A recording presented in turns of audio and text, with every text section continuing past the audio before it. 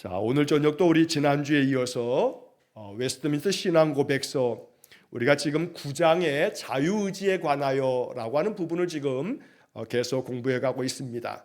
자, 오늘 우리 4항에 지난주에 이제 성경 구절들을 쭉 구절마다 살펴보고 있고 마지막 부분에서 로마서 7장에 여러 구절들이 제시가 되어 있는데 로마서 7장의 이야기는 이제 오늘 이어서 하기로 지난주에 마지막 부분에서 이렇게 말씀을 드렸습니다. 자, 그래서 로마서 7장에 제시되어져 있는 성경 구절들과 그리고 이제 뒤에 마지막 이제 5항에 대한 부분까지 오늘 살펴보고 이 자유의지에 관하여라고 하는 부분을 이제 오늘 마치게 될 것 같습니다. 자, 4항의 이야기 속에 그 마지막 부분의 문장은 이렇게 되어 있죠. 그러나 그 안에는 아직도 부패한 일부분이 남아 있어서 선한 것을 완전히 원하지 않을 뿐만 아니라 조금이라도 원치 않고 오히려 악한 것을 원한다. 이게 사람이에요. 이게 인간의 본질이에요. 죄성을 가지고 있는 인간. 사람에 대해서 어떤 관점을 가지고 바라보느냐. 이제 그걸 어려운 말로 표현하면 인간관이라고 말해요. 인간을 어떤 관점으로 보느냐, 이 인간관이라고 말하거든요. 자, 그래서 이제 여러 학문 분야마다 인간을 어떻게 보느냐라고 하는 그 인간관에 대한 이제 여러 이렇게 그 가치관들, 그런 철학들이 있어요. 제가 여기 이제 개척을 하고 나서 이제 그 사회복지를 대학원 과정에서 사회복지 대학원 공부를 하면서 이제 사회복지학에서는 인간을 어떻게 보냐면 사회복지에서 이제 처음 개론 수업 시간에 제일 앞부분에서 아주 중요하게 다루는 것이 있어요. 뭘 얘기하냐면 환경 속에 있는 인간이다. 이게 이제 사회복지에서 얘기하는 인간관이에요. 인간은 환경 속에서 있다. 그래서 인간은 그 환경 속에 그 인생의 삶의 많은 환경 속에 둘러싸여 있기 때문에 그 환경으로 말미암아 영향을 받아서 한 인간이 이렇게 형성이 되어진다라고 하는 거죠. 그래서 한 사람을 잘 이해하려면 그가 어떤 환경 속에서 살아갔는가, 지금 어떤 환경 속에 처해져 있는가, 이거를 잘 파악해야 그 사람에게 필요한 가장 적합한 어떤 그런 복지가 만들어질 수 있도록 연계해주고 그걸 이루어줄 수가 있다. 그게 이제 사회복지학에서 말하는 인간관이에요. 자, 그런 것처럼 제가 이제 신학을 오랫동안 공부를 했는데 신학교에서만 제가 9년의 세월을 보내면서 그 신학적인 인간관, 신학은 인간을 뭐라고 보느냐라고 하는 것에 가장 그 핵심은 뭐냐면 신학적인 인간관은 인간은 죄인이다.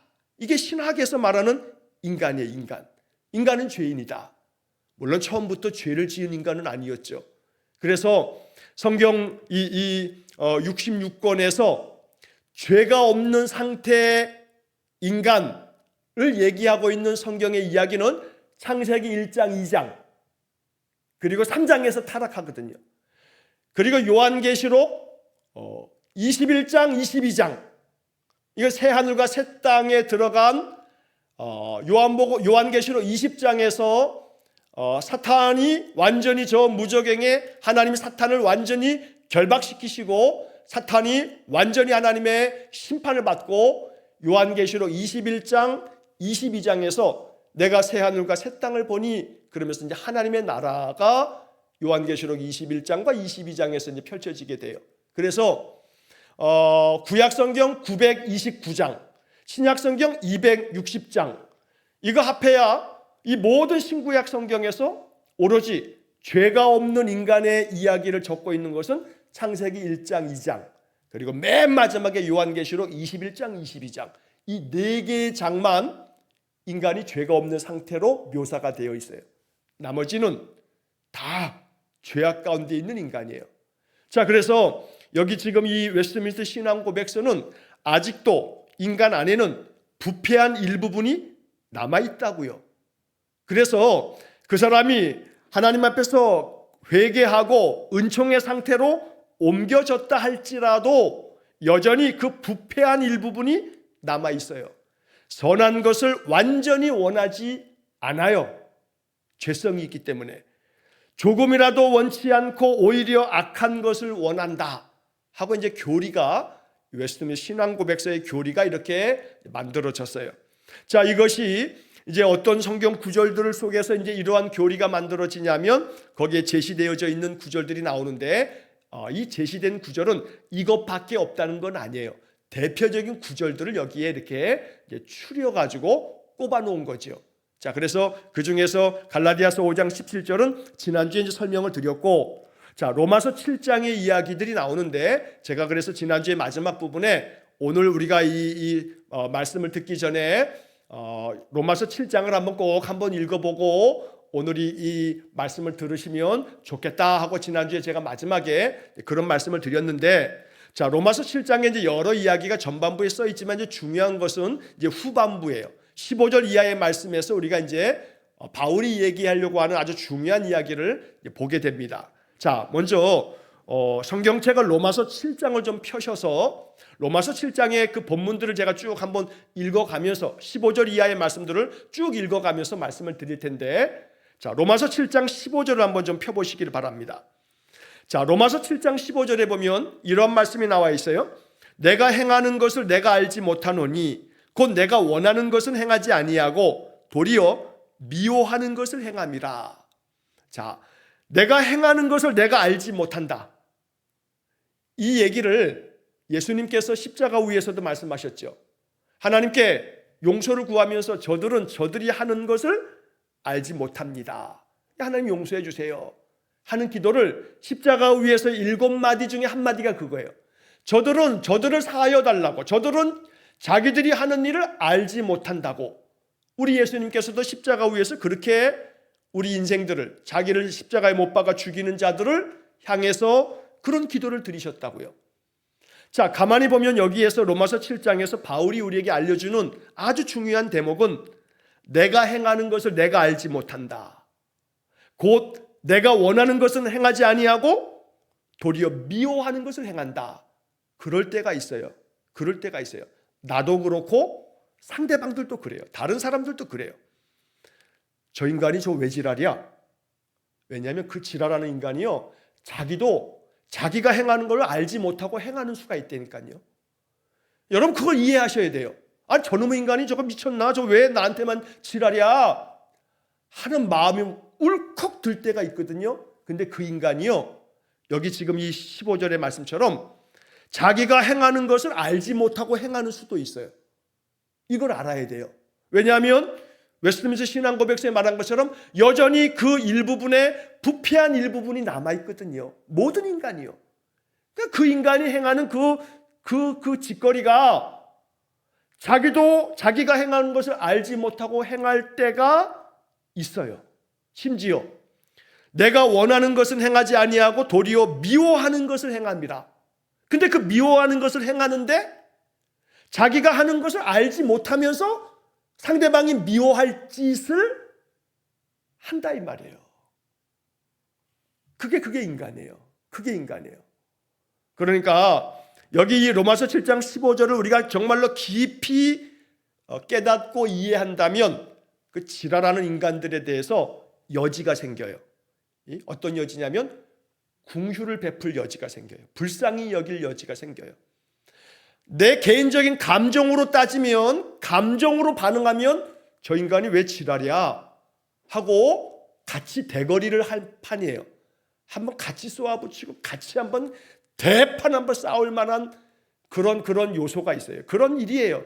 그렇게 내 감정은 반응할 수 있어요. 근데 감정이 먼저 반응하기 이전에 내 마음의 영혼이 그 인간 영혼을 바라보면서 로마서 7장 15절이 딱 생각나면 내가 행하는 것을 내가 알지 못하노니 내가 원하는 것은 행하지 아니하고 도리어 미워하는 것을 행함이라.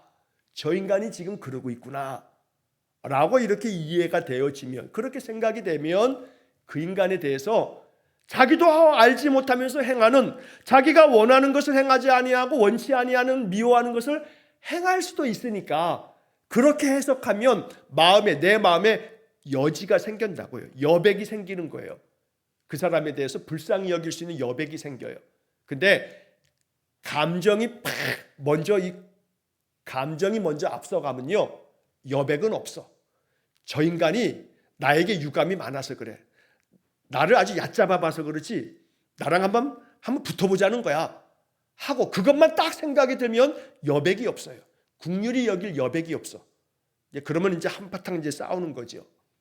그래서 로마서 7장 15절을 우리가 마음속에 믿음으로 나의 신앙의 힘으로 이걸 잘 받아들이시면 반대로 나도 그럴 수 있거든요. 나도 그럴 수 있어요. 내가 행하는 것이 상대방의 감정을 팍 아주 감정의 스파이크가 팍 일어나게끔 만들 수 있어요. 근데 내가 행하는 것을 나도 모르고 그렇게 해버릴 수 있거든요. 내가 알지 못하고 행할 수 있다 이 말이에요. 또 내가 원하는 게 아니야. 원하지 않았는데 어떻게 했다 보니까 그렇게 표현됐거나 그렇게 행동할 수가 있어요. 나도 그럴 수 있어요. 상대방도 그럴 수 있는 거예요. 바울은 지금 자기 자신의 그러한 모습들을 스스로 자기가 그러하다는 것을 고백하고 있는 거거든요. 자, 성경책에 그 다음에 이어지는 17절 말씀을 좀 보세요. 16절은 부가적인 간단한 설명인데 그건 중요하지 않고 17절을 보게 되면 이렇게 돼 있어요. 이제는 그것을 행하는 자가 내가 아니요 내 속에 거하는 죄니라. 그렇게 내가 어떤 것들을 행했는데 그 행한 것이 참 못된 일이에요. 못된 말이에요. 못된 행동을 했어요. 바울은 뭐라고 하냐면 그것을 행하는 자가 내가 아니고 내 안에 거하는 내 속에 거하는 죄다 하고 말해요. 자, 이 17절의 말씀을 뒤에서 20절의 말씀에서 또 한 번 얘기해요. 20절에서 똑같이 말한단 말이에요. 내가 아니고 내 안에 거하는 내 속에 거하는 죄가 그런 일들을 벌이고 있더라 이 말이에요. 상대방도 그런 거예요. 여전히 그 상대방 안에 그 부패한 일부분이 남아 있어서 그 죄성으로 인해서 안하무인이야. 상대방에 대한 배려도 없어. 상대방이 뭐라 생각하든지 말든지 관심도 없어. 그냥 지가 뭐라고 말하는지 모르고 그냥 짓거려. 그래서 입에서 툭툭 튀어나오는데 그게 주변 사람들의 마음에 사람들의 마음을 참 불편하게 만들어요. 그런 일을 하는 사람들이 있거든요. 자, 그런 일을 하는 사람이 그 사람만이 아니고 나도 가끔 그럴 수 있어요. 나도 그럴 수 있어. 난 예외가 아니에요. 그런데 바울도 역시 마찬가지예요. 그런 고민 속에 바울이 뭘 깨달아가냐면 내가 원하지 않는 것을 행하는 내 모습을 볼 때 그것을 행하는 자가 내가 아니고 내 속에 거하는 죄다. 죄에게 종로로 타다 보니 꼼짝없이 죄의 종이 되어서 이 죄가 시키는 대로 나도 모르게 행하는 거예요. 그래서 나도 모르게 행하는 그것 때문에 상대방에게 아픔을 끼치거나 상대방의 참 아주 말할 수 없는 상처를 안겨줄 수도 있고 하나님이 정말로 노하실 만한 일들을 행할 수 있다는 거죠. 이것이 내 속에 거하는 죄 때문이다 라고 이제 바울이 발견하는 거예요. 자, 그 다음에 이제 제시된 것이 18절 19절이죠. 자, 18절 19절이 우리 웨스트민스터 신앙고백서에 제시가 되어 있는데 이것도 보면 같은 이야기가 지금 계속 반복이 되고 있어요. 내 속 곧 내 육신에 선한 것이 거하지 아니하는 줄을 아노니 원함은 내게 있으나 선을 행하는 것은 없노라. 이게 좀 같은 말이에요. 내 속에 곧 내 육신에 선한 것이 거하지 않더라 이고요. 내가 너무나 부패하고 내 안에 죄성이 여전히 있다 보니 내 안에 선한 것이 거하지 아니하는 줄을 내가 알게 됐다. 그래서 원하는 마음은 나에게 있지만 선을 행할 줄 아는 그것은 없다고요. 그러니까 선한 게 안 나와. 원하지 않는 것들이 자꾸 나도 모르게 툭툭 튀어나오는 거죠. 그래서 그 다음에 이어진 19절에 내가 원하는 바 선은 행하지 아니하고 도리어 원하지 아니하는 바 악을 행하는도다. 이게 좀 아까 15절의 말씀에서 내가 원하는 것은 행하지 아니하고 도리어 미워하는 것을 행함이라 라고 하는 얘기하고 같은 말이죠. 그러니까 원함은 나에게 있지만 선을 행하는 것이 없어서 원하는 바 선은 행하기를 원하는데 선은 행하지 아니하고 선을 행하는 걸 원하는데 이걸 행하지 않아요. 그리고 도리어 원하지 않는 것, 이 악한 것들을 내가 행하더라. 나도 모르는 사이에 내 입에서 나오는 말들이 내가 원했던 거는 아닌데 그냥 불쑥 튀어나오는 말들이 이것이 선한 것이 아니라 악한 것이 되어서 상대방의 마음을 찌르는 칼이 되고 창이 되더라 이 말이에요. 그래서 내가 원하지 않는 것들을 내가 행하는 내 모습을 바라보면서 20절의 말씀에 또 한 번 바울은 같은 얘기를 좀 전에 보았던 17절 말씀을 또 한 번 얘기하죠. 만일 내가 원하지 아니하는 그것을 하면 이를 행하는 자는 내가 아니요 내 속에 거하는 죄니라. 그러니까 우리 모든 인간들에게 죄가 없는 인간이 없어요. 모든 인간이 부패하고 죄가 있어요. 그러니 내 안에 거하는 이 죄는 나를 종처럼 부려요. 그래서 이 죄라고 하는 이놈이 계속해서 나로 하여금 원하는 바를 행하지 아니하고 원치 아니하는 바를 행하도록 만든다고요. 이건 예외가 없어요. 누구도 예외가 없어요. 이건 신앙의 연조하고도 관계없어요. 신앙의 직분하고도 관계없어요. 아무리 신학교에서 오랜 동안의 신학 수업으로 훈련이 되고 목회를 몇십 년 해도 관계없어요. 그건 관계없어요. 누구나 다 모든 인간이 다 예외가 없어요. 그래서 원하지 아니하는 바 내 안에 거하는 죄가 나를 그렇게 종로로 삼아서 나로 하여금 그냥 툭툭 행동하게 하고 말하게 할 수 있거든요. 그래서 우리는 끊임없이 나를 쳐 복종시키는, 나 자신을 날마다 바울처럼 내가 날마다 죽노라 하듯이 지난주에도 얘기한 것처럼 내가 그리스도와 함께 십자가에 못 박혔나니 이제는 내가 사는 것이 아니요 내 안에 그리스도께서 사시는 것이라. 이것이 안 되면 안 되는 거예요. 갈라디아 2장 20절은 우리 성도들에게 너무너무 중요한 말씀이에요. 보다 더 깊은 영성으로 들어가려면 갈라디아 2장 20절이 우리 안에 완전히 내면화가 되어질 정도로 정말로 이게 단련돼야 돼요. 내가 그리스도와 함께 십자가에 못 박혀야 돼요. 그래서 이제는 내가 사는 것이 아니요 내 안에 그리스도께서 사시는 것이라. 이게 안 되면 내 안에 누가 꿈틀거리냐면 죄가 꿈틀거려. 이게 내 안에 있는 이 내 속에 거하는 죄가 이게 죽지 않으면, 그래서 내 안에 예수가 살지 않으면 이 죄가 나를 다 조종하는 거예요.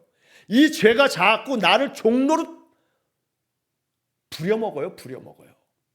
그럼 이 죄라고 하는 놈이 죄의 종이 돼버리면요, 내 감정이 죄에게 종이 돼버리게 되면 이 감정이 선하게 작동이 안 돼. 똑같은 것도 그걸 좋게 받아들일 수도 있거든요. 좋게 해석할 수 있다고요. 근데 좋게 해석이 안 돼. 왜? 내 마음의 감정이 벌써 틀어졌거든요. 이걸 틀어지게 만드는 놈이 누구냐면 죄성이 그걸 좋게 해석 안 해. 저게 나한테 뭐 유감이 있나? 하고 벌써 마음속에 딱 그렇게 받아들여요. 그러면 이제 거기서부터 감정이 틀어지거든요. 그러면 내 감정이 틀어지면요, 나의 생각이 다 마비가 돼요. 내 이 아주 온전한 믿음의 생각이 딱 마비가 돼. 작동이 안 돼, 얘가. 한순간에 작동이 안 돼. 그러면 내 생각이 작동 안 되고 나의 어떤 신앙적인 이 의로움이 작동이 안 되면 이미 어그러져 있는 감정이 확 먼저 앞질러 나가요. 그러면 이제 나도 내가 원하지 않는 원하지 않는 말과 행동이 나도 모르게 튀어나오게 돼 있다고요. 그게 인간이에요. 모든 인간이 다 그래요. 얼마나 그런 인간이 자기의 죄에 대한 문제를 하나님 앞에서 말씀으로 계속해서 처복종시키고 죄를 꺾고 끊고 또 회개하고 그러면서 끊임없이 경건한 사람으로, 내가 거룩하니 너희도 거룩하라, 거룩한 신앙의 사람으로 자기 자신을 그렇게 형성시켜가는, 만들어가는 그런 삶이 되어지지 않으면 여전히 언제나 실족할 수 있는 게 인간이다. 그러니까 여러분, 여기서 앞에서 떠들고 있는 목사도 마찬가지 예외가 아니에요. 저도 모르는 사이에 툭툭 튀어나오는 이 죄성이 나를 무너뜨릴 때가 있거든요. 그러니까 항상 우리는 마음속에 사람으로 인해서 어떤 일을 겪게 될 때 우리 안에 내 믿음이 여백이 좀 있기를, 여백이 없이 그냥 내 마음의 감정이 꽉 채워져 가지고 그 감정이 죄에게 종로로 돼가지고 감정이 먼저 확 작동돼가지고 내 마음이 그냥 그때서부터 그냥 아주 분노와 미움과 증오와 저걸 죽여 말어 하는 데까지 확 가버리게 되면 그때 깨달아야 돼요. 내 안에 죄가 나를 종처럼 부리고 있구나. 성령의 이끌림을 받는 게 아니라 죄에게 내가 이끌리고 있구나 하고 알아차리고, 그리고서 이제 이 죄성을 내가 말씀 안에서 깨부셔야죠. 도려내야죠. 도려내서 이 죄된 마음을 내 마음에서 베어버리고 내버려야죠. 죄가 베어지고 도려내지고 그러면 내 마음속에 이 여백이 생겨요. 긍휼히 여길 줄 아는 여백이 생겨요. 이렇게 우리 안에, 내 안에 내가 원하지 아니하는 그런 죄성이 있어서 그렇다라고 하는 것을 알고, 이것을 행하는 것은 내가 아니고 내 속에 거하는 죄다, 이 이야기들을 잘 기억하면서 나도 그러하고 상대방들도 그러하다 라고 이렇게 여길 수 있는 그런 믿음의 사람 되어지시기를 간절히 축원합니다. 자, 그 다음에 이어지는 21절의 말씀에서 그러므로 내가 한 법을 깨달았노니 곧 선을 행하기 원하는 나에게 악이 함께 있는 것이로다. 이것도 앞에 있는 얘기나 다름없어요. 같은 얘기를 지금 다르게 표현하고 있는 거예요. 내 속에 거하는 죄다. 이건 내가 아니고 내 속에 거하는 죄다. 이 얘기를 이렇게 또 표현하는 거죠. 그러니까 선을 행하기 원하는 나에게, 나는 선을 행하기 원해. 그런데 악한 것이 내 안에 함께 있더라고요. 이걸 지금 바울이 깨닫는 거예요. 그래서 22절에 내 속사람으로는 하나님의 법을 즐거워하되, 나의 영혼은 하나님의 법을 즐거워해요. 그런데 23절에 내 지체 속에서 한 다른 법이 내 마음의 법과 싸워 내 지체 속에 있는 죄의 법으로 나를 사로잡는 것을 보는도다. 그러니까 이 죄의 법이, 이 죄라고 하는 놈이 나를 사로잡아, 나를 종로로 탄다 이거예요. 그게 죄의 종이 되는 거예요. 자, 그래서 이 나를 사로잡기 전에 어떤 작용이 있냐면 내 안에서 싸움이 벌어진다고요. 어떤 싸움이요? 내 마음의 법과 죄의 법이 내 속에서 싸워요. 근데 싸우는데 내 마음의 법이 그리스도의 복음의 말씀 안에 감동되어서 성령의 이끌림을 받는 영에 속한 사람이 되지 않으면 이 죄의 법이 나의 마음의 이 법을 싸워 이겨버려가지고 내 마음의 이 선한 법이 무너져버리고 이 죄의 법이 나를 사로잡아 버려요. 그럼 죄에게 종로로 타게 되는 거지. 죄에게 종로로 타게 되면서 내 마음의 법이 무너지고 이제 죄가 내 마음속에 들끓어요. 막 들끓어. 이 들끓는 마음이요, 결국 내 안에 평화를 깨트려 버려요. 평안한 마음이 깨져요. 그러면 이제 그때부터 이제 5만 가지 생각이 내 생각을 가득 그냥 덮이는 거죠. 그러면 그때 이제 내 안에는 여러 가지 많은 불안과 염려와 또 뭐 온갖 걱정들이 하지 않아도 될 것들을 그냥 막 불러들여. 마귀를 하나 쫓아내버렸는데 이놈이 바깥에 나가가지고 뱅 돌아다니다가 자기가 갈 곳이 없어가지고 다시금 돌아왔더니 그 사람 속이 다 깨끗하게 싹 비워져가지고 자기만 들어올 게 아니라 자기 친구들까지 다 데리고 들어오는, 복음서에 예수님이 그런 말씀하시거든요. 그런 것처럼 내 마음 가운데 더 온갖 다른 것들까지 다 끄집어들여가지고 내 머리통이 그냥 아주 흔한 말로 해골이 복잡해져. 아주 그냥 꽉 차가지고 머리가 지끈지끈 아플 만큼. 그러면 이제 깨달아 알아야 돼요. 내 마음이 그렇게 소란스러우면, 내 생각에 너무나 많은 그런 생각에 휩싸이면 평화가 깨졌구나. 내 마음의 생각에 평화가 깨졌구나.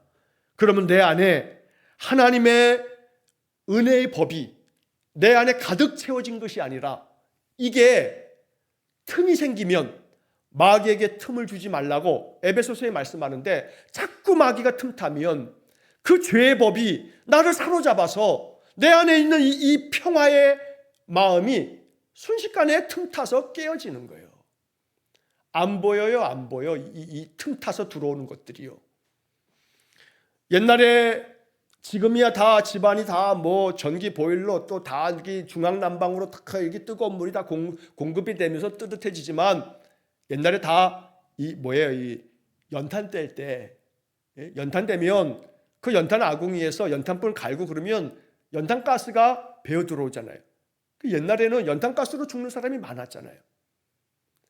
제 신학교 선배도 그 80년대 그 신학교 앞에서 자취하거나 또 기숙사 이게 사람이 꽉 차가지고 기숙사에 이제 자리가 없어서 밑에서 이제 자취하거나 방을 얻어서 이렇게 살다 보면 거의 다 그 당시 다 연탄불 떼는 집들이야. 그래가지고 제 선배 제가 아주 친한 선배 하나도 그 연탄가스로 죽었어요. 연탄가스로 죽는 사람이 옛날에 많았죠. 식구들 중에 그런 식구들 아마 뭐 다 그 집집마다 있는 식구들이 아마 있을 거예요. 이 일산화탄소, 이 연탄가스가 뭐 냄새가 있어요? 뭐 냄새, 그 가스 냄새를 이렇게 또 맡기도 하지만 그러나 이게 색깔도 없고 이게 냄새도 없이 싹 들어와서 사람을 죽이거든요.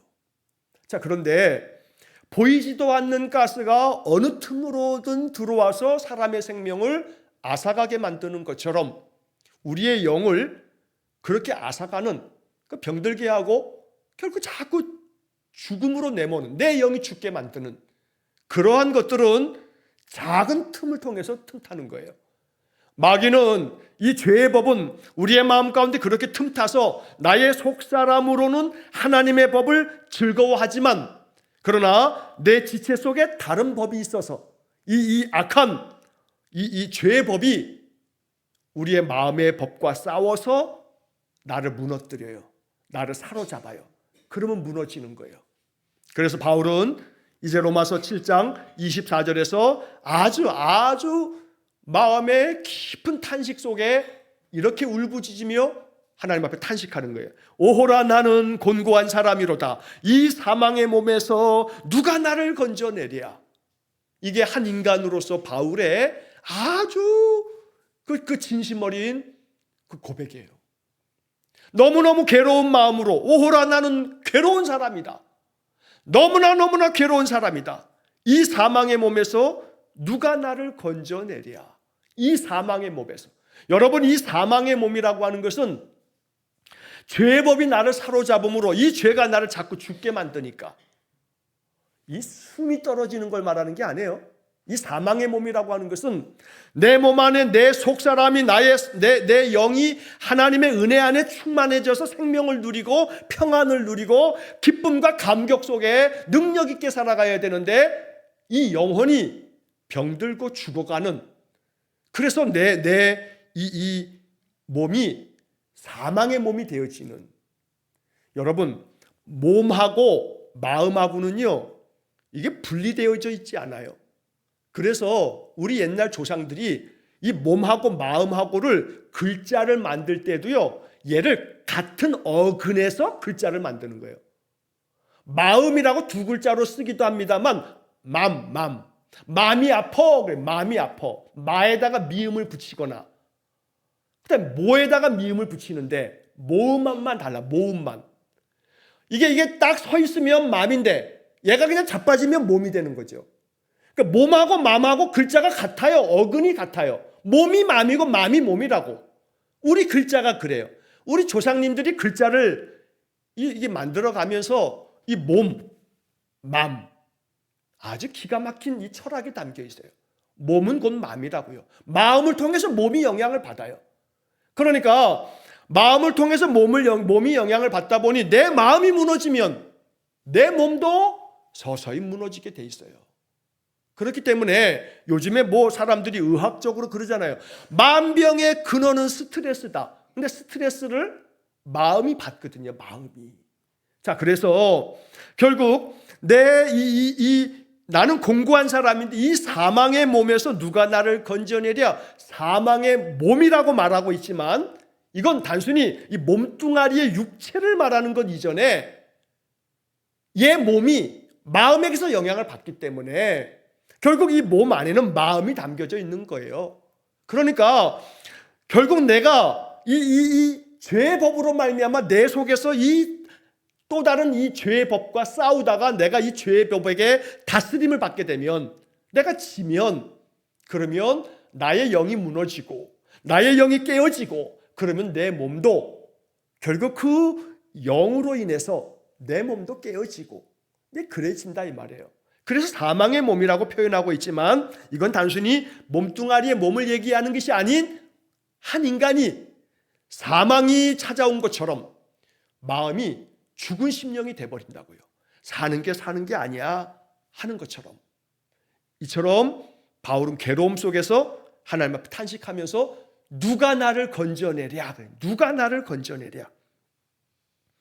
이러면서 이제 마지막 7장의 25절의 말씀에 우리 주 예수 그리스도로 말미암아 하나님께 감사하리로다. 그런즉 내 자신이 마음으로는 하나님의 법을, 육신으로는 죄의 법을 섬기노라. 마음으로는 하나님의 법, 성령의 법, 말씀 안에서 복음으로 내가 내 심령을 채워가는데, 그런데 내 안에 육신으로는 죄의 법을 섬기는 이 두 가지가 내 안에서 날마다 싸운다고요. 이 싸움이 영적 전쟁이라고 말하는 거예요. 영적 전쟁. 자꾸 영적 전쟁을 그냥 법당에 가가지고 탱화에다가 오줌 싸고 거기다 낙서질하고 막 탱화를 찢어버리고 거기 있는 것들 불살르고, 이건 만행이에요, 만행. 그걸 영적 전쟁이라고 어떤 데서는 그걸 그렇게 하면서 가가지고 사찰을 빙글빙글 돌면서 이거 영적인 땅 밟기니 어쩌니 하면서 거기다가 막 다니면서 그 방언 기도라고 또 씨부리어 쌓고, 이건 만행이에요, 만행. 그런 짓 하면 안 돼. 그게 영적 전쟁이라고 가르치는 사람이 있으면 그 사람, 난 그거 붙잡아다가 두들겨 패고 싶어요. 그러면 안 돼. 영적 전쟁을 그렇게 호도하면 안 돼. 그렇게 성도들을 가르치면 안 돼요. 신앙 안에서 내 안에 이 죄의 법과 내 안에 성령의 법이 끊임없이 싸워 이겨가는 것이, 이게 영적 싸움이에요. 이것을 타 종교나 혹 그것이 이단 종파 사이비에 빠져 있는 사람의 그 못된 그런 어떤 것이라 할지라도 그들과 대적해서 싸우면서 거기 안에 자비심이 없는, 내 안에 증오만 끌어오르는 이거를 영적 전쟁이라고 말하면 안 돼요. 그러니까 우리의 마음속에 하나님의 성령의 법이 내 안에서 모든 죄의 법을 이기고, 그러면 내 안에 성령이 충만하여 어떤 인간도, 그게 정말로 죽어마땅한 인간도 내 마음에 여백이 생기면 긍휼히 여기는 마음으로, 저들이 알지 못해서 그런다고 예수님처럼 기도할 수 있는 그런 영성이 되어지는 거예요. 그런 영적인 싸움을 우리가 싸워가야 돼요. 내 안에 죄의 법과의 끊임없는 싸움을 통해서 나를 거룩한 하나님 사람으로 만들어 갈 줄 아는 그러한 믿음의 사람 되어지기를 간절히 축원합니다. 자, 이러면서 이제 내 마음으로 하나님의 법을, 내 육신으로 죄의 법을 섬긴다 이렇게 하면서 25절의 그 전반부에 뭐라고 얘기하냐면 우리 주 예수 그리스도로 말미암아 하나님께 감사하리로다. 감사를 고백해요. 뜬금없이 감사가 나와요. 이 감사의 이야기는 사실은 그 다음에 이어지는 8장으로 넘어가면서 왜 바울이 감사하게 되는지가 나오는 거예요. 왜냐하면 내가 이걸 깨달았다 이거예요. 깨달았어요. 뭘 깨달았냐 하면 내 안에 한쪽에서는 하나님의 법을, 한쪽에서는 죄의 법을, 이 두 가지의 마음이 다 있는데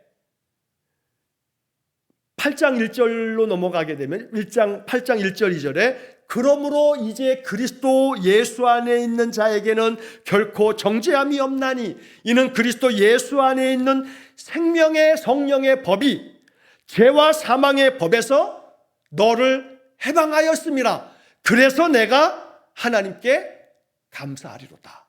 그러니까 로마서 7장 25절에 하나님께 감사하리로다 라고 하는 것은요 8장 1절과 2절 때문에 감사하는 거예요. 그래서 중요한 것은 로마서 7장은 이 8장으로 넘어오면서 완성이 되는 거예요. 그래서 제가 여러 차례 그런 말씀을 드렸습니다만 신구약 성경 66권 중에서 정말로 복음 안에 충만한 복음을 만나려면 로마서 8장을 읽어라.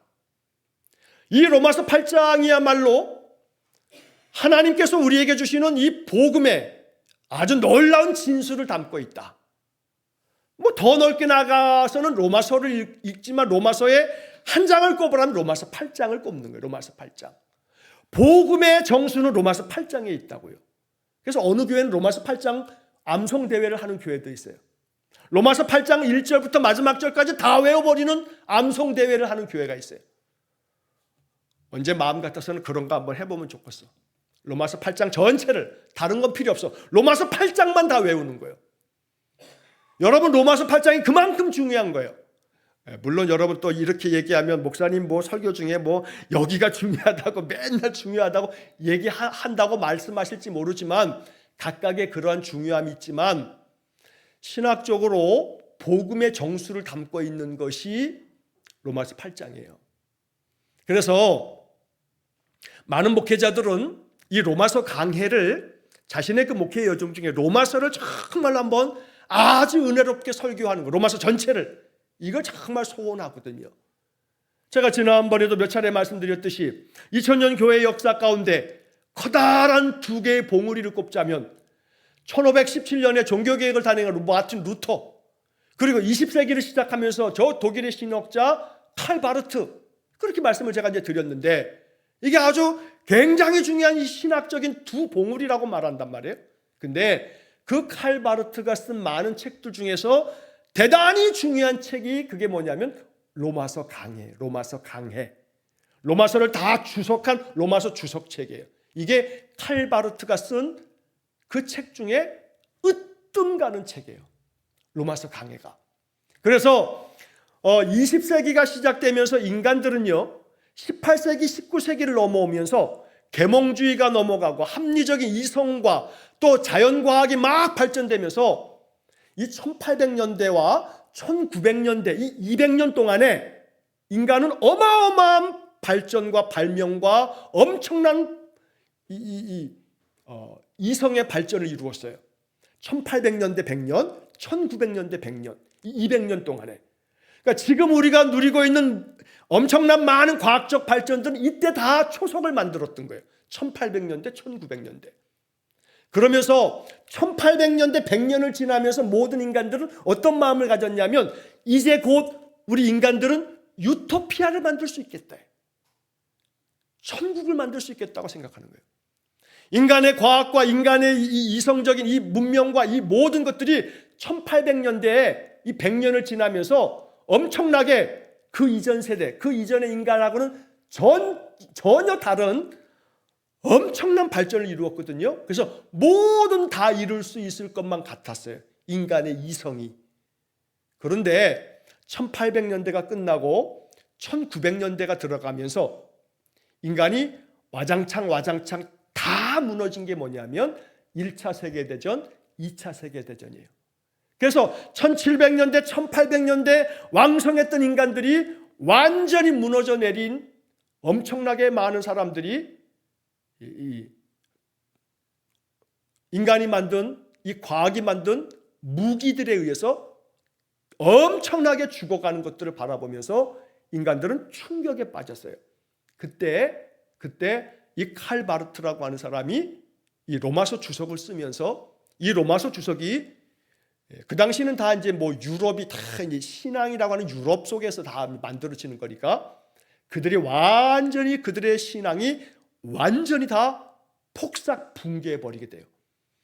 그래서 로마서 주석을 통해서 뭘 발견하냐면 인간이 철저히 죄인이라고 하는 거, 그리스도 외에는 답이 없다는 거. 그래서 이 칼 바르트의 신학을 일컬어서 그리스도 중심적인 신학이다 하고 이렇게 말해요.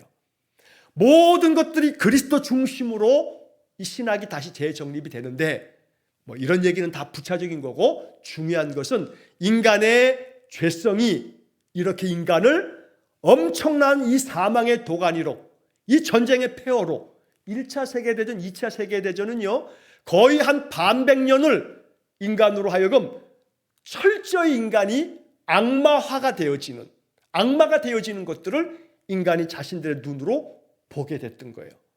그래서 이 로마서 7장의 이야기는 1900년대가 시작되면서 1차, 2차 세계대전을 통해서 인간에게는 더 이상 구원의 여망이 없다고 완전히 인간의 인간성이 무너져 내리게 되면서 그때 이제 칼 바르트가 보게 된 것이 오직 그리스도 외에는 인간에게 구원의 여지가 없다 하는 거거든요.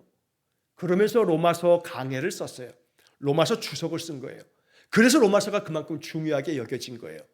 그래서 이 20세기 1900년대가 지나고 21세기가 이렇게 넘어와서 지금까지 우리가 살아가면서도 신학자들은, 목회자들은 성경의 이 66권의 말씀 중에서 기독교 신앙의 모든 것들을 담고 있는 책이 로마서다 하고 말하고, 로마서의 정수는 로마서 8장이다 라고 얘기하는 거예요. 그래서 오늘 7장의 15절 이하의 이야기를 쭉 말씀을 드리면서 바로 우리 인간에게 부패한 것이 일부분이 여전히 남아있다는 이 웨스트민스터 신앙고백서 9장의 제4항의 마지막 부분의 참고 구절을 제가 설명드리면서 이렇게 길게 말씀을 드렸어요. 사실은 이 로마서 7장에 대한 것들을 별도로 이렇게 더 많은 시간을 이야기하고 싶습니다만, 이 정도로도 가장 중요한 부분들을 우리가 이제 생각할 수가 있어요. 내 안에 죄법이 있다. 내 안에 하나님의 법도 있지만 죄법도 있어서 이 두 가지가 계속 싸운다. 나만 그런 게 아니라 모든 인간이 그렇다. 그리스도인들이 다 그렇다. 그러면서 하나님의 법이 이겨나가는 거, 하나님의 법이 죄의 법을 굴복시켜 이겨나가는 거, 이게 바로 영적 전쟁이다 라고 하는 것을 우리가 이해하면서 로마서 8장 안에서, 그래서 이제 그리스도 예수 안에 있는 생명의 성령의 법이 죄와 사망의 법에서 우리를 해방시켜서 우리는 성령이 이끄시는 사람, 생명의 은혜가 넘치는 사람이 되어지는 거, 성령 충만한 사람이 되어지는 거, 이것이 우리에게 주어지는 복음이다 라고 얘기하는 게 바울의 로마서 8장입니다. 자, 이런 얘기를 나중에 이제 로마서 8장 이야기를 언제 한번 하게 될 때 아주 중요한 그런 엑기스들을 좀 다시 한번 구절들을 통해 살펴보고, 4항은 이렇게 정리를 하고 마지막 5항의 본문의 내용만 좀 살펴보고, 다음 주에 5항 좀 더 보충 설명을 드리고, 이제 그 다음 10장에 하나님의 실제적인 부르심에 관하여 라고 하는 하나님의 콜링, 부르심에 대한 이야기를 다음 주에 이어가겠습니다. 자, 5항의 내용만 좀 보게 되면, 영화의 상태에 있을 때만 사람의 의지는 전적으로 변함없이 선만을 원하는 자유를 가진다. 좀 내용은 좀 어렵게 번역이 됐는데, 쉽게 말하면 사람의 의지는, 이 사람의 의지는 전적으로 선을 원하는 자유를 가지게 된다. 또 사람의 의지는 변함없이 이 선한 것을 행하는, 이것을 원하는 자유를 가진다. 언제 그러냐면 영화의 상태에 있을 때만 그렇다는 거예요. 영화의 상태에 있을 때만. 이게 좀 표현은 어렵지만 더 좀 쉽게 풀어서 얘기하면, 영화롭게 된 상태에 있을 때, 그때만 사람의 의지가 전적으로 또 변함없이 선을 원하는 그런 자유의지가 작동이 되는 거예요. 그러면 이 영화롭게 된 상태, 영화의 상태가 뭐냐면, 인간이 죄성을 다 벗고 영광스러운 사람이 되었을 때, 영화로운 사람이 되었을 때, 그때 그렇게 된다는 거죠. 이게 신앙의 목적이고 목표이기도 해요. 자, 우리가 이신칭의, 믿음으로써 의롭게 된다. 그래서 이걸 줄여서 칭의라고 해요. 칭의, 의롭게 되어지는 거, 의롭다고 불려지는 거예요. 칭의, 의로운 건 아닌데 의롭다고 우리를 그렇게 여겨주신단 말이에요. 이 칭의의 단계에서 의로워진 사람은, 그 다음에 우리의 신앙의 길은 어디를 향하냐면 성화, 거룩해져 가야 돼요. 거룩한 성도가 되어야죠. 그러기 신앙에 의롭다고 의로움을 받은 사람, 죄사함을 받은 사람은 거룩한 사람이 되어지도록 그 방향으로, 그 목적으로 나아가야 되죠. 그럼 그 사람은 이제 거룩해진 성화의 단계에 이르게 돼야 되는 거예요. 물론 우리 같은 범인이 성화의 단계까지 가는 것도 너무너무 정말로 영적인 많은 싸움을 벌여가야 될 일이에요. 이렇게 성화의 단계까지 이른 사람들을 일컬어서 가톨릭은 그 사람들을 뭐라고 부르냐면 성인이라고 불러요. 성인. 성인의 반열에 성인으로 그들을 추대해요. 그러면 그가 성인이 되면 가톨릭 신자들은 그 성인의 축일, 그 성인이 되어진 그 사람을 기념해서 그 성인의 이름을 사람들의 세례명으로 쓰죠. 세례명이라고 하는 게 가톨릭에 가면 세례명이 있잖아요. 그 세례명은 가톨릭이 그동안에 2000년 동안에 성인으로 인정한 사람들, 그 사람의 이름을 세례명으로 쓰는 거거든요. 그 성인의 반열에 오르는 것이 가당키나 하겠어요, 우리가? 성화의 단계에 이르는 것도 만만치 않은 일이에요. 정말 이게 가능하기는 할까 싶죠. 그러나 그것은 내 힘으로는 되지 않으나 내가 그리스도 안에서 철저히 말씀 속에서 그리스도의 법을 따르면서 살아갈 때 가톨릭이 정하는 그런 기준 속에서 그런 성인의 기준에가 아니라 말씀의 기준 안에서 주님이 나를 그래 네가 거룩함에 이르도록 항상 그 방향으로 나아가고 있구나. 착하고 충성된 종아 잘했다. 네가 작은 일에 충성했으니 큰 일을 맡길 거라.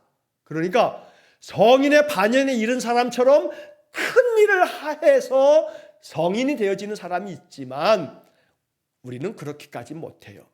우리는 작은 일에 충성했으니 큰 일을 맡기겠다 할 때 그 작은 일에 충성하는 자가 되면 주님은 그런 작은 일에 충성한 자도 거룩한 자라고 여겨줄 거예요.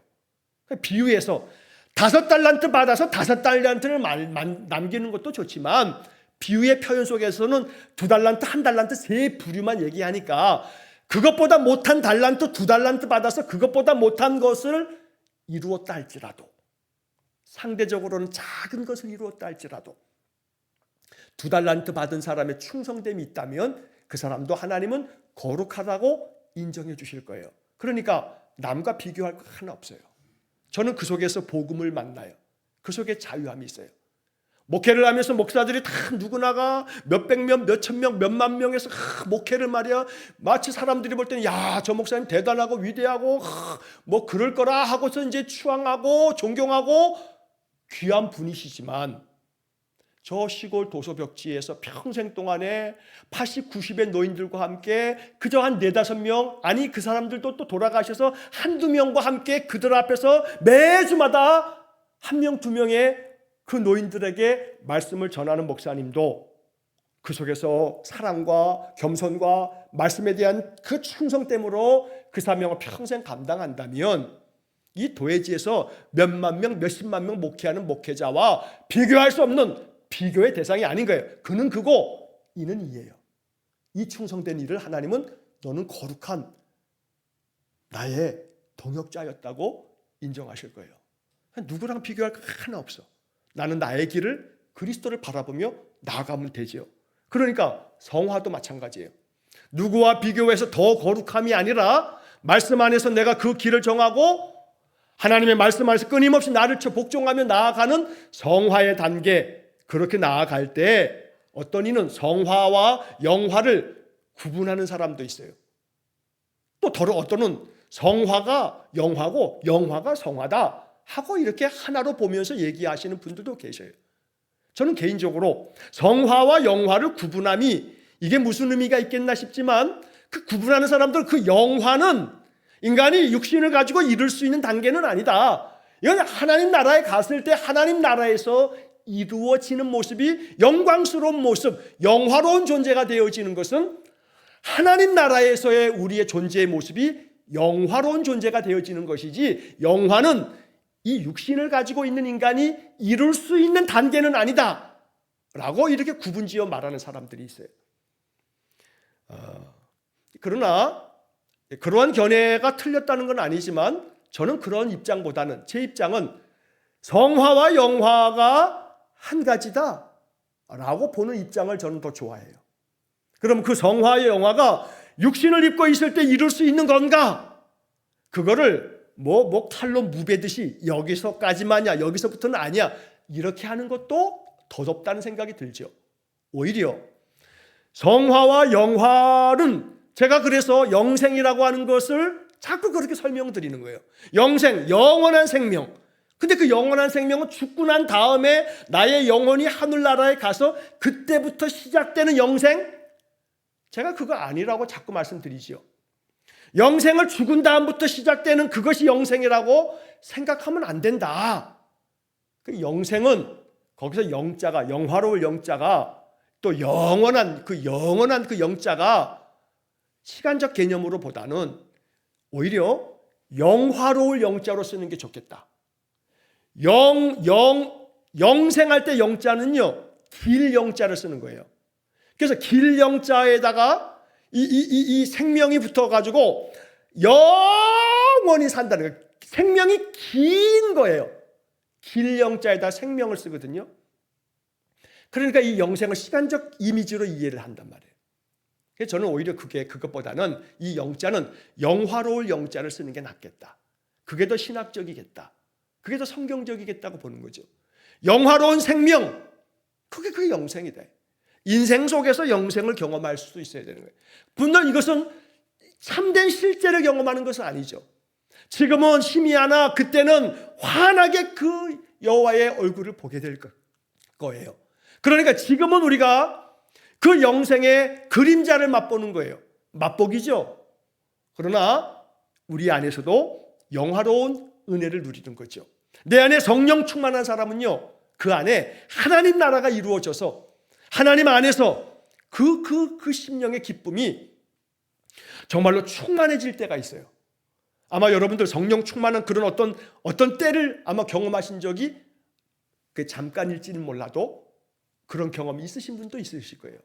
아주 내 마음이 거룩함으로 충만해져 있는 그런 상태가 없는 거 아니거든요. 육신을 가지고 있는 인간이다 보니 내 안에 여전히 내 속에 죄의 법이 여전히 있다 보니 이걸 다 영화로운 존재로 되어지진 않지만, 그래서 일부분이긴 하지만 우리는 성화와 영화의 기쁨을 이 땅에서도 추구하며 누리면서 살기를 기도해야 된다고요. 그래서 오늘 영화의 상태에 있을 때만 사람의 의지는 그 뒤에서 그런 단서가 붙은 거예요. 전적으로 변함없이 선만을 원하는 자유를 가지는 것은 영화로운 상태에 있을 때만 그래요. 그러나 그 영화로운 상태가 우리 안에 지속되어지는 것이 내 안에 죄의 법이 여전히 있기 때문에, 로마서 7장에서 말한 것처럼, 그러니까 이게 온전히 지속되지 못하는 한계가 있는 거예요. 이 육신을 가지고 있는 한은. 그래서 이 5항의 이야기는 다음 주에 좀 더 보충하고 뒤에 성경 구절도 좀 몇 가지 설명을 드리고 이제 10장으로 다음 주에 넘어가도록 하겠습니다. 오늘 로마서 7장의 이야기를 잘 마음속에 묵상하시면서 내 안에 있는 이 죄의 법과 끊임없이 싸워서 말씀으로 이기고 성령의 생명의 법으로 날마다 성령이 이끄시는 삶을 살아가는 은혜로운 성도가 되시기를 주의 이름으로 간절히 축원합니다. 기도하겠습니다. 자비로우신 하나님, 말씀을 통해서 진리를 깨닫고 내 안에 그리스도의 영이 충만하여 내 안에 생명의 성령의 법이 죄와 사망의 법을 이기는 거룩한 성도가 되게 해 주옵소서. 오늘 말씀들이 우리의 마음 가운데 또 새 믿음의 지평을 넓히며 믿음의 깊이가 깊어져가는 은혜를 내려 주옵소서. 예수님 이름으로 기도하옵나이다. 아멘. 우리 구주 예수 그리스도의 은혜와 하나님 아버지의 극진하신 사랑과 성령의 교통하심이 날마다 생명의 성령의 법이 이끄시는 대로 늘 말씀 안에 충만한 은혜의 삶을 살기를 원하는 머리 숙인 귀한 성도들 위해 영원토록 함께 하시길 축원하옵나이다. 아멘.